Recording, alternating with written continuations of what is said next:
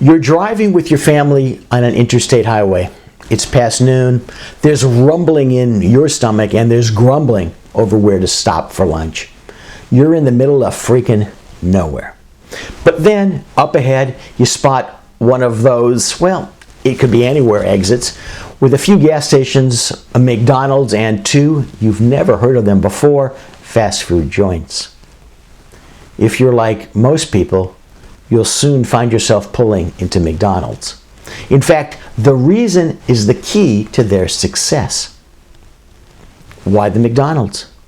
It's not because the food is great, but because of the choices available. You and your family know that at least McDonald's doesn't suck.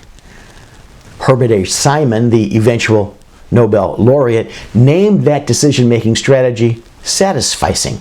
It's the cognitive heuristic, the quick decision-making tool that allows you to filter quickly through alternatives and then accept the one that is acceptable enough.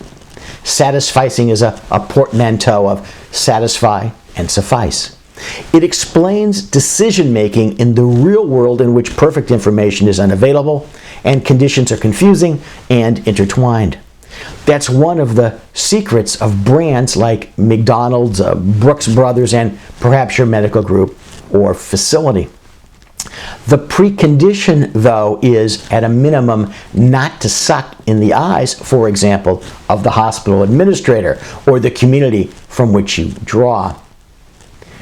Take the example of a hospital-based group, say a radiology or anesthesiology or emergency medicine group.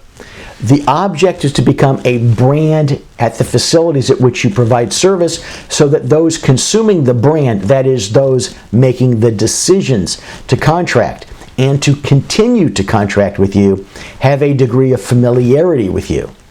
They know that even if you are not the best, you are acceptable.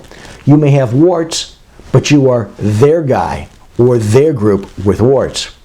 With all due respect to Dr. Simon's legacy, this concept culturally is hundreds, if not thousands of years old. Think of the saying, better the devil you know than the devil you don't, which has been traced back to at least 1539. Note that I'm not speaking of cutting short your goal to provide the absolute best medical care. And I'm not telling you to cut corners. What I am telling you is that what is key to the longevity of relationships and to being seen as someone or some entity with whom to initiate and continue a relationship does not involve a need to optimize, which is impossible, but the need to satisfy. You have to focus on sufficiently satisfying, that is, satisficing the needs and expectations of your customers, and on reminding them of that fact.